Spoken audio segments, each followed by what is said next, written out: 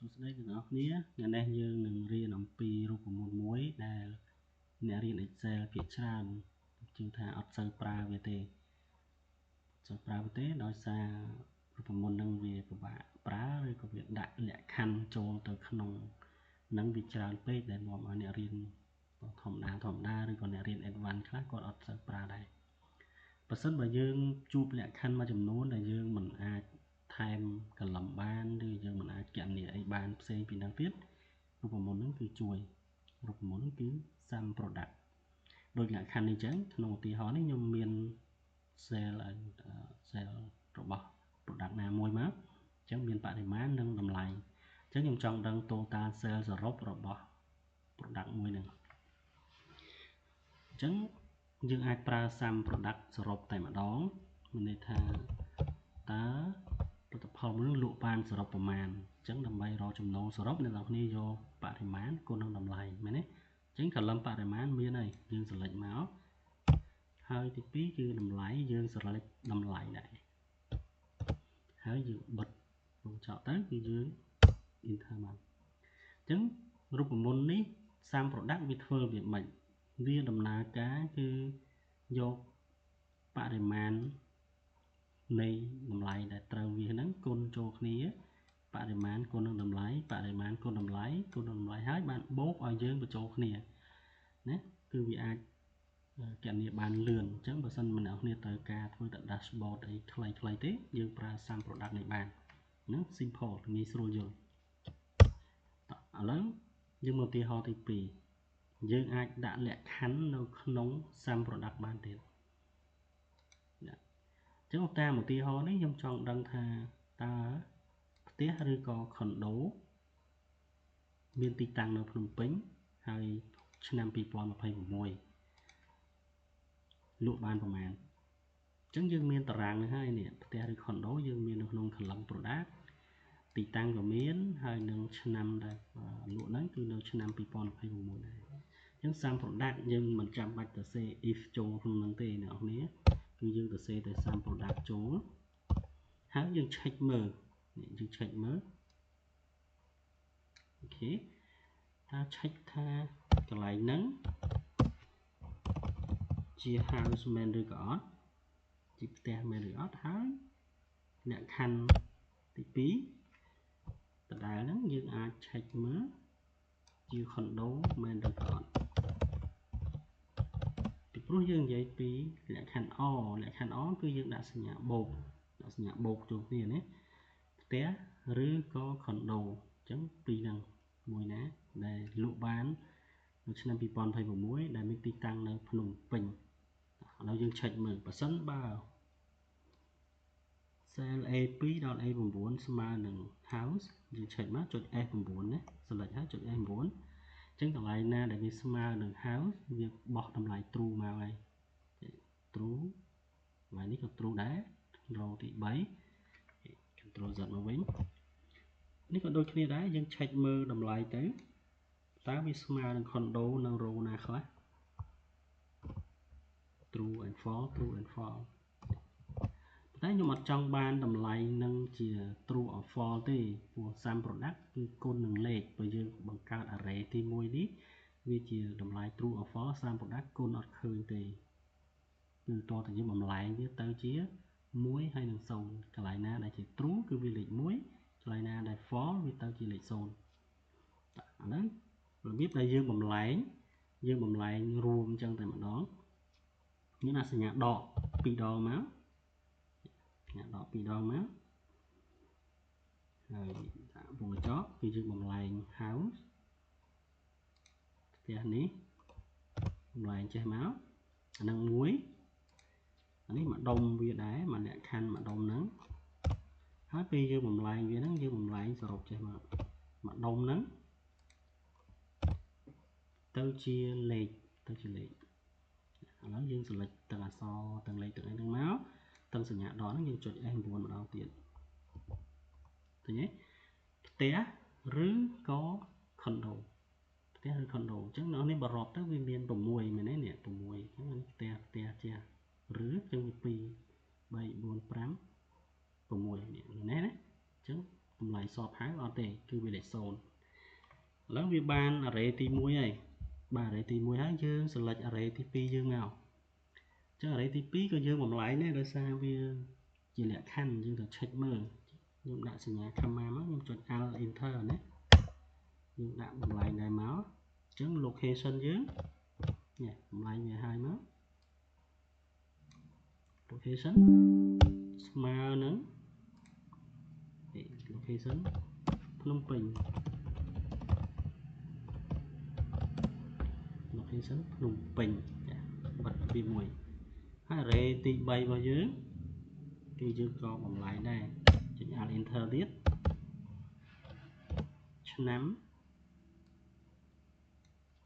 2026ហើយតម្លៃដែលយើងត្រូវគុណចុងក្រោយតម្លៃ cell ដែលយើងចង់បានគឺយើង select ចុងក្រោយមក total cell វាចំនួន cell ទាំងអស់ហ្នឹងអញ្ចឹងយើងអាចចុច alt enter ដែរមកណាហើយយើងបិទទូកញ្ចក់មកអញ្ចឹងSAM product ខ្ញុំបានជម្រាបពីខាងដើមអញ្ចឹងអ្នកនរឃើញគឺវាផលបូកនៃផលគុណដែលវាដាក់លក្ខខណ្ឌបានអញ្ចឹងទី1គឺយើងបំលែងអានេះដែរ alt enter ដូចគ្នាណានេះអញ្ចឹង array ទី1របស់យើងបំលែងរួចហើយនេះចម្លើយហើយយើងចុច F9 សាកមកទី2គ្នាដែរទីក្រុងភ្នំពេញផ្ទះណានៅទីក្រុងភ្នំពេញខ្លះហើយទី3ផ្ទះហ្នឹងផលិតនៅឆ្នាំ2026ដល់យើងអាចនិយាយថាលក់ការលក់ណាអញ្ចឹង SAM product វានឹងគុណ4 column ហ្នឹងតគ្នាមកហើយនេះវាគុណនេះលេខ1គុណ1មកគុណ500ហើយវាបូកអានេះបូកទី2 1 0 0អញ្ចឹង1គុណ0 0ទាំងអស់ហើយគុណ300ទៀតក៏0ដែរអញ្ចឹងលេខ1នេះគុណនេះមកគុណនេះដែរវា0បាត់ហើយអញ្ចឹង0មកគុណនឹង700ក៏0ទៀតដែរអញ្ចឹងពីខាងលើនេះក៏ដែរ1 1អានេះគុណនឹង0អញ្ចឹងមកគុណនឹង400ថែមក៏0ដែរចានេះខាងលើនេះរត់តាមបាច់និយាយបើវា0 0ហើយអញ្ចឹងយើងមើលអាក្រោយនេះអានេះក៏0ដែរអញ្ចឹងអាក្រោយគេនេះគឺវា0ដូចគ្នាដោយសារនេះវាមាន0ហើយអញ្ចឹង1គុណ0 0នេះមកគុណនឹងអតហើយគុណនឹង300នេះក៏វា0ដែរអញ្ចឹងវាគុណតាមលំដាប់អញ្ចឹងអានេះ1គុណនឹង1នេះមកហើយគុណនឹងលេខនេះមកវាឃើញ200បន្តមកវានឹងបូកអារបស់ហ្នឹងចូលគ្នាយើងមើលកន្លែងណាខ្លះដែលយើង expect ចម្លើយរបស់យើងបានចម្លើយយើងចេញអានេះគឺពិតទាំងអស់ហើយផ្ទះឬក៏ condo គឺមួយនឹងឯងទីតាំងភ្នំពេញហើយលក់ឆ្នាំ2026អញ្ចឹងតម្លៃវាគុណចូលគ្នា1 3ដងហ្នឹង3 1ដដែលតែគុណមកនឹងអា500នេះ500អញ្ចឹងយើងបូកថែម200មកអញ្ចឹងតម្លៃដែលយើងលក់ផ្ទះឬក៏ condo ហ្នឹងស្មើនឹង700តើនេះយើង expect ចម្លើយនេះគឺ700អញ្ចឹងដោយសារយើងឆែករូបមន្តមិញណាអ្នកទាំងអស់គ្នានេះរូបមន្តមិញយើងចុច alt enter រហូតណាអញ្ចឹងវាអត់ជាប់ cell មកទេយើងចុច inspect step ម្ដងមួយនេះអញ្ចឹងឥឡូវយើងនឹងទៅសេវាម្ដងទៀតណាហើយយើងសេម្ដងទៀតមកពួកយើងប្រើយើងអត់ចុច1010ហ្នឹងទេយើងសេសរុបតែម្ដងអូខេ SAM product ទី1យើងឆែកតម្លៃយើងដាក់ខ្ញុំ alt enter ឲ្យហើយមកតម្លៃ array ហើយខ្ញុំឆែកផ្ទះឬក៏ condo អូខេលក្ខខណ្ឌទី1ទី2ខ្ញុំឆែក condo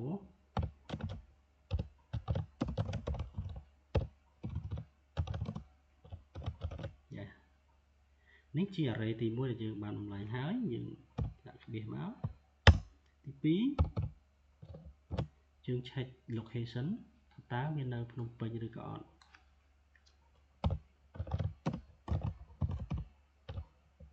ភ្នំពេញណា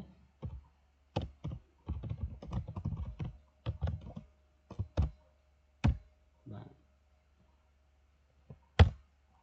ហើយឆែក year ស្មើនឹងឆ្នាំ2026ចាចុងក្រោយយើងបាច់ alt enter ទេ select cell ចូលតែម្ដង đấy chúng bật chọn máu bạn dùng mới sum product chứ cứ complete bình lại khăn này chúng enter bạn chấm lái cứ bờ rồi từ đây chắc là chia sum mặt phiệp xe rồi bỏ sum product này dương từ xe rồi muốn đó mình chạm bạchដាក់lệ khăn if nó nông rồi muốn được tê cứ việc đã bán bị bay lệ khăn to từ tiền trao cho những cậu bạn này bên đó việc filter và thêm lệ khăn o và bán là bây giờ đã bị tăng không tính cứ cho lệ khăn en với từng en từng ói đã rọc truông cho như thế đó lấy dương tổ mơ tia ho mới tiền thì hồng tiết tiện to đừng ca pra sam product này thì họ dùng lực bị ca refund unit tạo cái bình tá dương thờ return cáiประมาณ unit ประมาณ price ให้ person យើងប្រើ pivot table អូខេជាក់ស្ដែង find pivot table តែយើងអត់អាច select format ដូចនេះបានទេយើងអាចជាប់រូបមន្តជាប់អីផ្សេងទៀតអញ្ចឹងសួរថា sum if យើងធ្វើអានេះបានទេធ្វើចេះបានអូខេបើយើងប្រើរូបរាង format report យើងដោយ pivot table ក្នុងលក្ខខណ្ឌមួយចំនួនយើងពិបាកធ្វើខ្ញុំហ៊ានថាមិនពិបាកធ្វើដោយសារតែគេ limit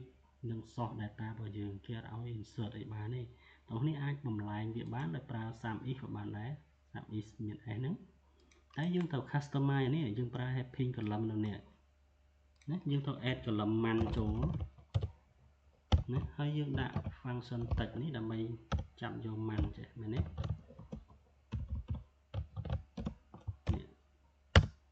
ចេះមកយើងអាចបានហើយណាយើងបានហើយបានជា man នេះមកតោះមកយើងត្រូវថែម column ជាមួយទៀតដើម្បីវាបានណានេះយានេះដែរណាយើងដូរវាចេញដូរដាក់ general វិញ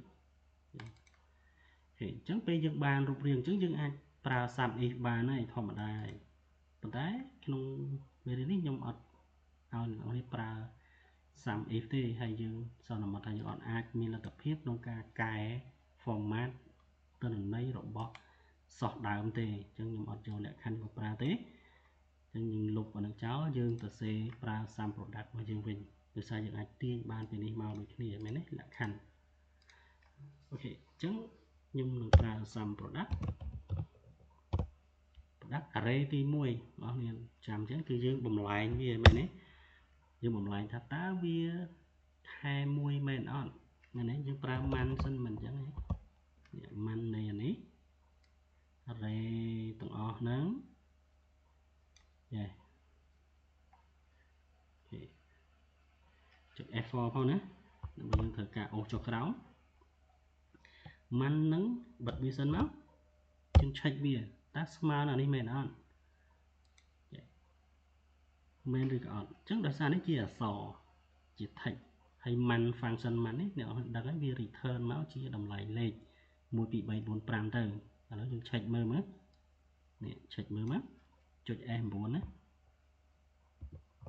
អញ្ចឹងវាចេញលេខ2លេខ3លេខ4បានន័យថាខែ2ខែ3ខែ4យ៉ាងនេះ February នេះខែ2 row ទី2ខែ3នេះខែ4ខែ4អញ្ចឹងវាចេញឲ្យ2 3 4ហ្នឹងអញ្ចឹងវាជាលេខហើយយើងមកស្មើមកនេះជាអក្សរអញ្ចឹងវាច្បាស់ហើយវាចេញជាលក្ខខណ្ឌ for លក្ខខណ្ឌមិនពិតហើយអញ្ចឹងលក្ខខណ្ឌមិនពិតបើយើងបំលែងវាទៅជាលេខទៅវាចេញ0អញ្ចឹង0 0អញ្ចឹងទៅរហូតអញ្ចឹងវាអត់ work ទេវាគុណនឹងគេឯងវា0ទាំងអស់ហើយអញ្ចឹងយើងត្រូវបំលែងអានេះ G3 នេះទៅជាលេខដែរយើងមាន function មួយយើងចាប់យកមកខ្ញុំប្រើ function man ហើយខ្ញុំមាន function date value នេះហើយបំលែង G3 នេះណា G3 ហ្នឹងជាមួយនឹងថ្ងៃណាមួយដកឃ្លាតិចមកណាដកឃ្លាតិចមកដាក់លេខ1មកពេលថា date value បំលែង text ទៅជា date អញ្ចឹងខ្ញុំចាប់ពី date ហើយខ្ញុំចាប់យកជា man នេះ function man អញ្ចឹងកន្លែង function man នេះវានឹង return មកអញ្ចឹងលេខ1 G3 ជា chain អញ្ចឹងដើម្បីវាទៅជាលេខ1ខែ1នឹងឯងនេះឃើញទេខែ1អញ្ចឹងយើងអាច compare បានហើយអានេះក៏លេខខាងនេះក៏លេខអ ចឹងលេខយើង compare ប៉ុន្តែយើងអត់ចង់បានវា true or false ទេបើវាស្មើគ្នាវាចេញ true or false វាស្មើគ្នាវាចេញ true or false ណានេះ true false true false តែយើងចង់បានវាជាលេខដើម្បីយើងយកទៅគុណនឹងកន្លែងផ្សេងអញ្ចឹងយើងបំលែងទៀតមកទេត្រេហ្នឹងហើយបំលែងទាំងអស់ហ្នឹងតែម្ដងទេយើងបាន array ទី1បន្ទាប់មកយើងចាប់ផ្ដើមធ្វើ array ទី2 array ទី2យើងគឺគិតជាឆ្នាំណែនេះអញ្ចឹងយើងបានជម្រាបអស់គ្នាអញ្ចឹងតើយើងប្រើសញ្ញាបូកឬយើងប្រើសញ្ញាគុណបើសញ្ញាបូកមានន័យថា or លក្ខខណ្ឌ or តែបើសញ្ញាគុណមានន័យថាលក្ខខណ្ឌ and អញ្ចឹងក្នុងទីនេះវាមិនមែនមានន័យថា Jan ឬក៏2025ទេមានន័យថាខែ Jan ឆ្នាំ2025តែម្ដងអញ្ចឹងយើងធ្វើការលក្ខខណ្ឌគុណអញ្ចឹងបើលក្ខខណ្ឌគុណយើងមិនបាច់ដាក់សញ្ញាគុណទេយើងដាក់ចេះមកព្រោះ array ទី2របស់យើងនឹងវាអាចគុណបានហើយប៉ុន្មានគុណនឹងវាហ្នឹងអញ្ចឹង enter មកគឺបំលែងតទៀតមកនេះបំលែងតទៀតមកអញ្ចឹងយានៃ date នឹងដដែលហ្នឹងយានៃ b2 ដល់ b37 នឹងដដែល b2 ដល់ b37 ហ្នឹងcomplete f4 ផងស្មើនឹងនេះខាងលើនេះ a2.f4 2ដងមក1 2ដើម្បីយើង fix ឲ្យជាប់ណា fix row ទី2ឲ្យជាប់ h នៅដដែលណា h អស់មកវាចំ i នេះក៏ចឹងដែរ G3 នេះក៏ចឹងដែរយើង fix ច្រឡំ G ឲ្យជាប់តែ3 4 5នេះចុះមកក្រោមអញ្ចឹងយើងចុច F4 ហ្នឹង3ដង1 2 3ឥឡូវយើងបាន column នឹងហើយតោះបំលែងយានេះឯងអញ្ចឹងយើងបិទហ្នឹងមកអញ្ចឹង array ទី2ហើយអញ្ចឹងយើងបានហើយណាទី1 array ទី1យើងមានខែយើងមានឆ្នាំឥឡូវយើងបូកអីយើងបូក refund ណា unit refund អញ្ចឹង unit refund របស់យើងគឺនេះកន្លែង column C ណាអូខេកន្លែងនេះយើងដាក់វាលឿនពេក sorry ណាអូខេយើងអត់ enter ហើយយើងអត់បាន select អីចុះអញ្ចឹងអូបន្តមក unit refund complete ចុច F4 ផងព្រោះយើងត្រូវការអូសវាចុះមកក្រោមរហូតចុះមកក្រោមអញ្ចឹងយើងអស់ហើយរូបមន្តយើង check មើលគ្រប់លក្ខខណ្ឌនេះខែឆ្នាំហើយនឹងលទ្ធផលដែលយើងត្រូវបូក enter មកចឹងខែ1 2025មានទេអត់មានទេណាយើងមានខែ2ឡើងមកអញ្ចឹងខែ2ខែ3ខែ4ខែ5ក៏អត់ដែរអញ្ចឹងយើង expect ខែ2នេះលេខ9 unit មែនទេយើងអូសមកនេះ9 unit ខែ3មាន4ខែ4នេះយើងបូកចូលគ្នាមកមានប៉ុន្មាន14ទៅខែ4ខែ5ក៏អត់មានដែរអញ្ចឹង0ត្រូវទេអូសតគ្នាមកបានចា2026អ្នកនេះអាចអូសចេះមកក៏បានដែរអូសចឹងហើយអូសចុះមកអញ្ចឹងយើងឃើញ2026 then report របស់យើងរួចរាល់ហើយយើងអាចធ្វើការងារបានអញ្ចឹងខ្ញុំបញ្ជាក់ម្ដងទៀតយើងបំលែង array សិនដើម្បីប្រើ sum product ហ្នឹងហើយយើងអាចដាក់លក្ខខណ្ឌពេលយើងបូកពេលយើងត្រូវការលក្ខខណ្ឌ 2 3 ទៀតយើងដាក់បន្ថែមទៀតមកអញ្ចឹងណាអញ្ចឹងនិយាយខ្លីទៅគឺរូបមន្តនេះមានប៉ុណ្្នឹងឯងតោះហើយ column total នេះគឺងាយស្រួលទេអ្នកនរធ្លាប់រៀនហើយគ្រាន់តែប្រើ sum ទៅជាការស្រេចហើយណាពីនេះមកយើងអស់មកអូខេយ៉ាពីលើនេះក៏ចឹងដែរពីលើនេះយើងប្រើ sum ដូចគ្នាដែរយើងថាចុច key shortcut key ក៏បានតែវាដោយលេខ2025តែអូខេហូរចុះមកអញ្ចឹង complete ហើយរបស់យើង align center តិចណាឲ្យវាស្អាតអូខេបាទឥឡូវរូបមន្តនឹងមានប៉ុណ្្នឹងទេអ្នកនរគ្នាអាច learn បានអាចព្យាយាមសិក្សាស្រាវជ្រាវតាមអរគុណចំពោះការតាមដានហើយយើងជួបគ្នានៅវីដេអូបន្ទាប់